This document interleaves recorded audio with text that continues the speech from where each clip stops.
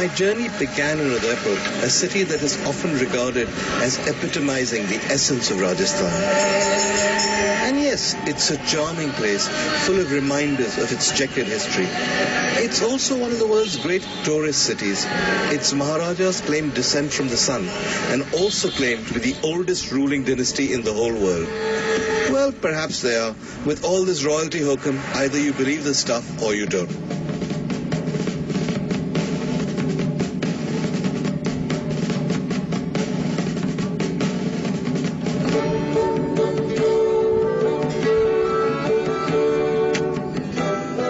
But truth be told, my real interest in Udaipur was less in the city and more in the lake. Let me explain. Lake Pichola is the most famous lake in Rajasthan. Its fame doesn't rest on any special water. Actually, it's man-made, and these days it's held to keep the water level high. Its fame rests on a single palace, possibly the most special palace in India. It's the palace on the lake. Built on an island in the middle of Lake Pichola, it is breathtakingly beautiful and, of course, stunningly romantic. It was originally quite a small palace, large enough for the Maharaja to throw a few parties and then to retire to one of the luxurious suites within.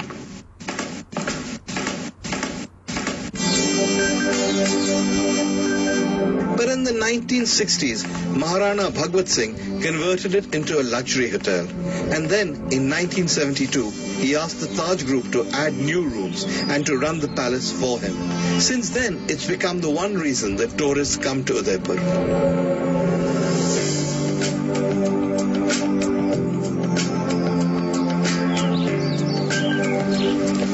You know, I first came to the Lake Palace when I was just 8 years old. It was much smaller then. The Taj had still to take over. But I remember being impressed by it. And though I've been back every decade since then, sometimes more than once, this hotel has never quite lost the power to impress and, yes, to overwhelm me. I've stayed at the Lake Palace many times, but this time I am not here for the Lake Palace. I'm here for the Gangaur. The Gangaur is an old boat, 150 years old, that used to be the Maharaja's vehicle of choice when he took part in the Gangaur festival. The reason it's special to me is because I believe that you can have the ultimate experience on that boat. And I'm here to see if I'm right. My friend Parveen Chandar Kumar is now the general manager of the Lake Palace, and I have told him of my plans for the boat. Can he make it all happen? Parveen says he can, but first he has another idea. Would I like a Jodhpuri coat made to order by a family of tailors who've been making ceremonial wear for the royal family for generations? Would I? Well, of course I would. Long before Savile Row came into existence, India had its own tradition of bespoke tailoring. Every Maharaja had a personal darzi or a tailor who kept him in coats, robes and other ceremonial finery. In this modern era, alas, the lure of pret-a-porter and designer labels has stripped the old darzis of their standing. Many have fallen on hard times, some have left the business. But there are those like the Goel brothers whose shop still remains in the old city and they continue to practice their craft after 7 generations. Of course, unlike Savile Row, the Goels don't do anything quite as vulgar as asking their customers to come to their shops. For centuries, they have always followed the same principle. The customer is king. In their case, quite literally. And so, they go to the customer. Everything is done at the customer's convenience, in his own home, or preferably in his own palace. Okay, so now 2 moments of truth. Step 1, the Goel brothers who are here are going to discuss with me what I want. Do I want an achkan? Do I want a Jodhpuri? Do I want something entirely different, a sherwani for instance? Assuming that there is a difference, which I will ask them. And step 2, I break it to them that I want this now. I want it within 24 hours. Let's see how it goes. Welcome. नमस्कार नमस्कार। आपकी speciality क्या है? हम यही है कि traditionally ज्यादा बनाते हैं और उसी फैसिलिटी महाराणाओं में हमारे परिवार के बनाते हुए आए हैं और उन्हीं की तरह की जो वो पसंद करते हैं वो चीजें हम बना के बाहर भी देते हैं। तो आप महेंद्र सिंह जी की बनाते हैं ना? महेंद्र सिंह जी की उनके लड़के की बनाई है, भगवत सिंह जी की हमारे पिताजी ने बनाई है और हमारे फोर फादर उन महाराणाओं की बनाते रहे हैं। तो मेरे लिए आप शायद एक जोधपुरी बनाएंगे, जोधपुरी कोट। जोधपुरी ऐसा फैशन है, जितने भी प्रधानमंत्री हुए हैं वो एक बार तो जोधपुरी लाइक करते ही हैं। राजीव गांधी के भी हमने, हमारे पिताजी ने जोधपुर जब गए थे 86 में 2 दिन में बना के उनका। आप मुझे कल देंगे? जरूर, हो सकता है? जरूर पॉसिबल है। Very good. तो चलिए मीटिंग यहाँ कर दें। यस यस, आपके पास टेप हो गया?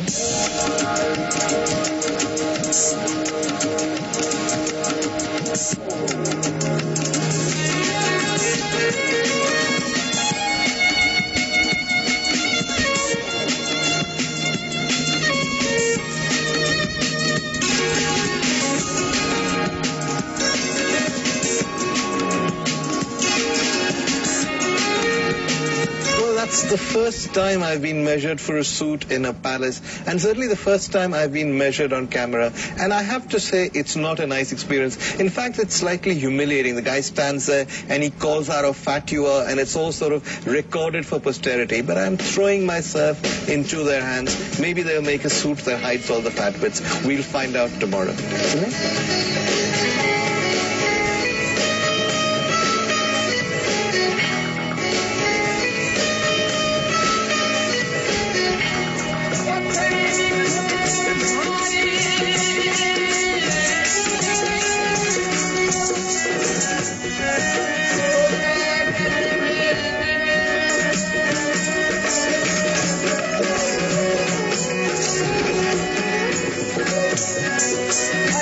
The Lake Palace at night. It's so spectacular that it almost takes your breath away.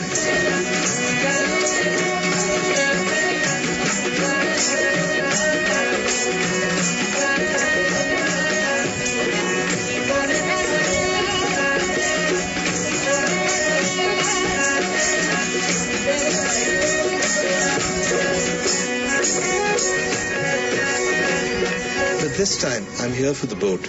And as the oarsmen start rowing, Parveen starts unveiling the bespoke experience. Obviously, Parveen had thought this through carefully. I had told him that I wanted to book the Gangor for a night and to eat a great Rajasthani meal as we glided on the cool waters of Lake Pichola.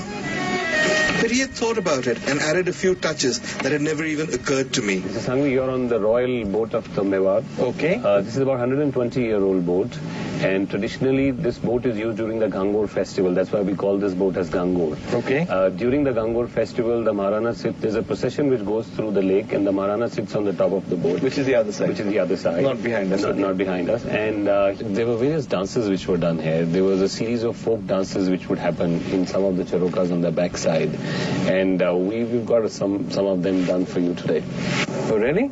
Yeah. Where? Right there. Obviously, he'd hidden the dancers in the Jaroka and then suddenly got them to light up the palace and let the performance begin. Well, this is going to be about a 20-minute performance with various kinds of folk dances.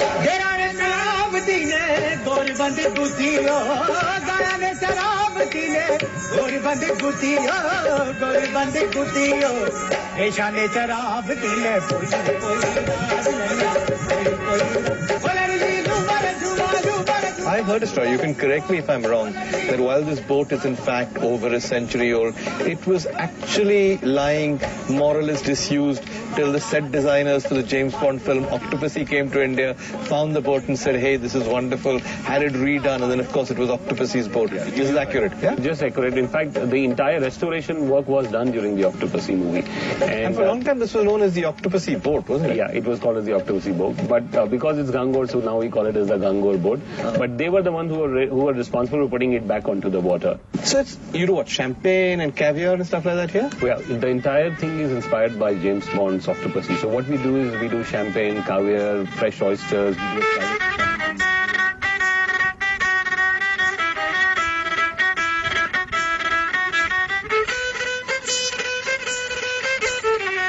So it went. Apart from the stunning dancers in the jarokas of the city palace, there was my own private dancer performing on the gangor as live musicians played. And of course, the champagne kept flowing.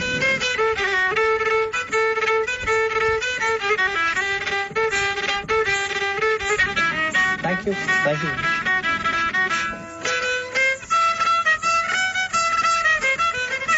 Tonight for you, what we have done is that we've organized a traditional Rajasthani meal.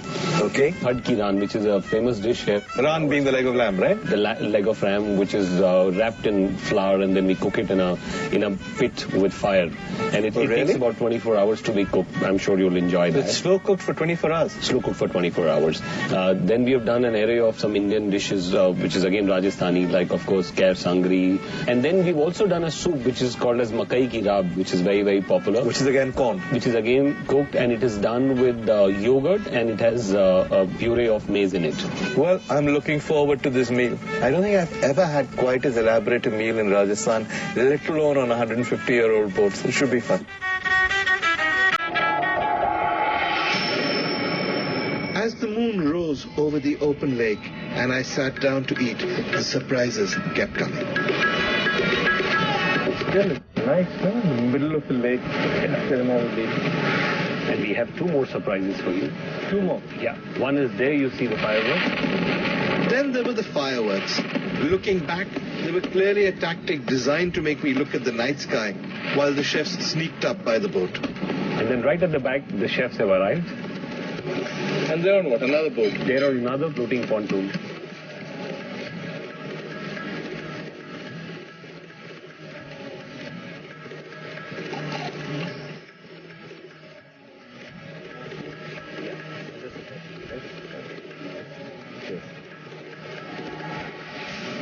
How does this work? The guy goes over next door, gets the food from the pontoon and brings it over. And then serves it.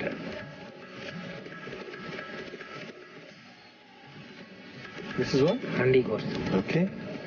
Thank you. What is this now? This is the handi gosht. It's basically a preparation of lamb which is cooked in a clay oven. And again, it's slowly simmered for about an hour.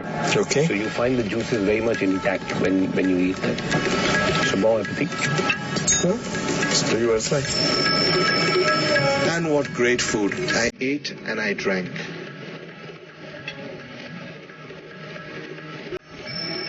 There was something slightly unreal about the experience.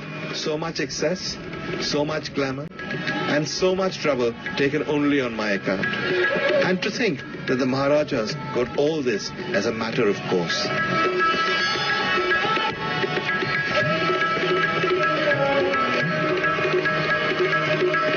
Thank you. This is gold. Gold plated.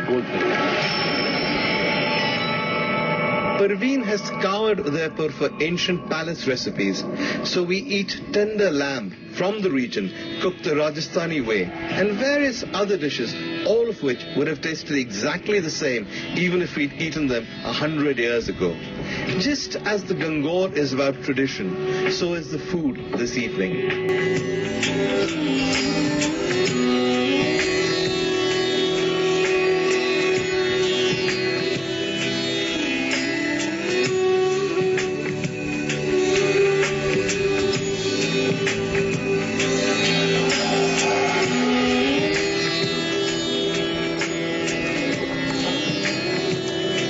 It's an astonishing end to an amazing evening.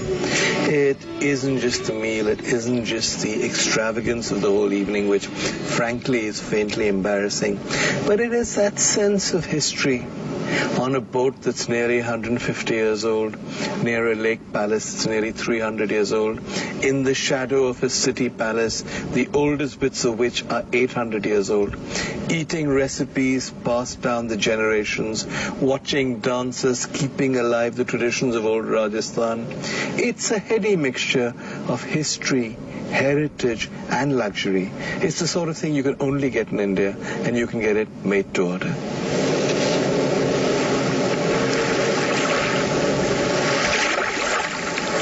What an evening. I've been on the Gangor before, but nothing will ever come close to this magical night and to that silvery moon as it reflects in the shifting waters of Lake Pichola.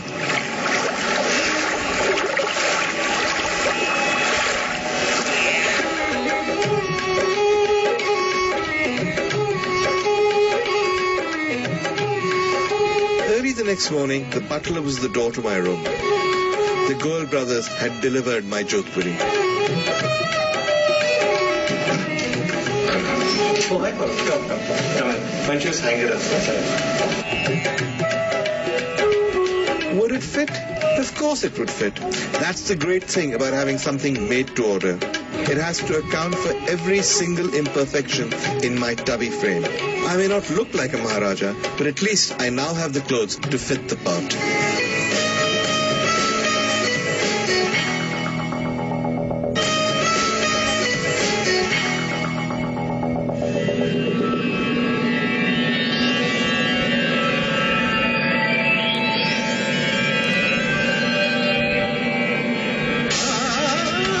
Just look at that grandeur, that splendor of a bygone era. Those majestic horses, those liveried cavalrymen, that sense of ceremonial grandeur, that procession of cavalry riders and the Maharaja's own car.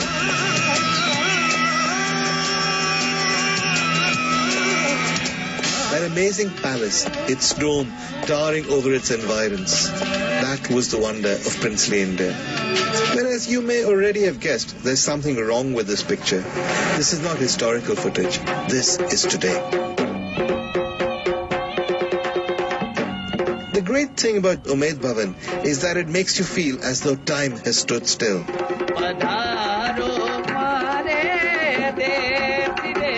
I would still have been received exactly the same way, even if I had come here 60 years ago.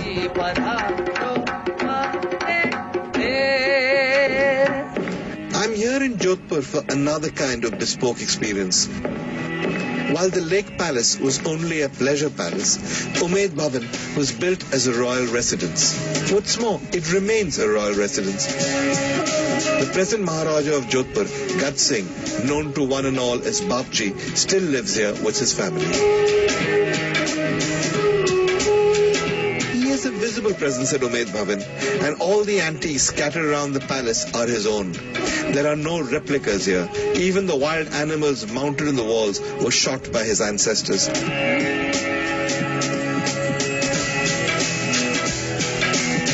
The palace is built in the Art Deco style, which is why it combines Eastern and Western architectural influences.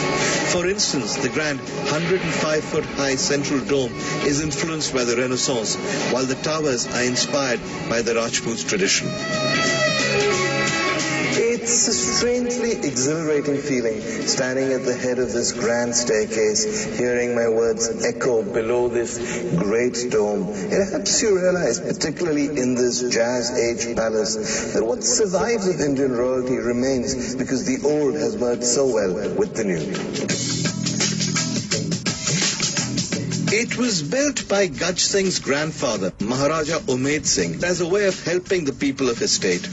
When Jodhpur was in the grips of a famine, Umaid Singh ordered the construction of the palace so that the local people could find employment.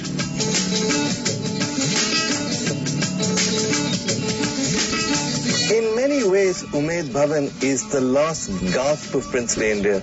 It was the last great palace to be built before independence, when the princes were stripped of many of their powers.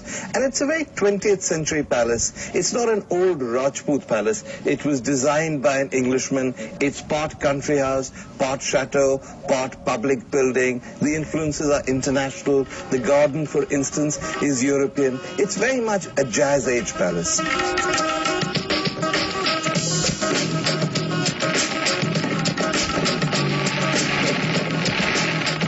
You may wonder about the fireworks, but they're part of my bespoke experience. All palace hotels try and do unusual dinners. At Udaipur, it's the Gangor. Over here, it's something they call the Silver Thali experience in the Biradari. But it's the fireworks that make it really special.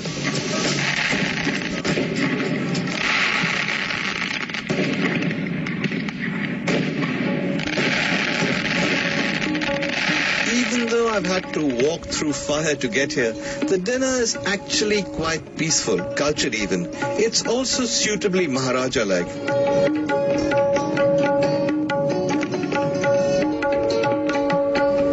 It's pretty magical, isn't it? It's the kind of bespoke experience you can order up for yourself only here in India. I have a pretty packed day tomorrow. There's coffee with the Maharaja in the morning. There's a whole series of events I can choose from. There's a polo match, a vintage car rally, a celebratory dinner at the nearby ancient fort. But tonight I'm just sort of going to take it easy. I'm going to eat, I'm going to drink, I'm going to indulge. I'm going to pretend I've been transported back in time, that I'm in some ancient palace. Only this time the service is so much better.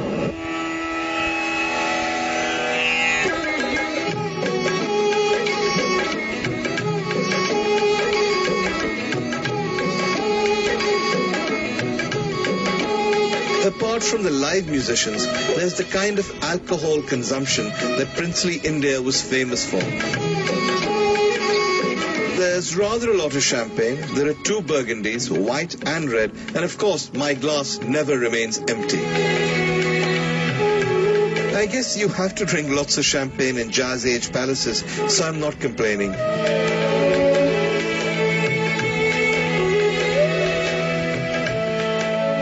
The food is Rajasthani, but it's Rajasthani with a twist.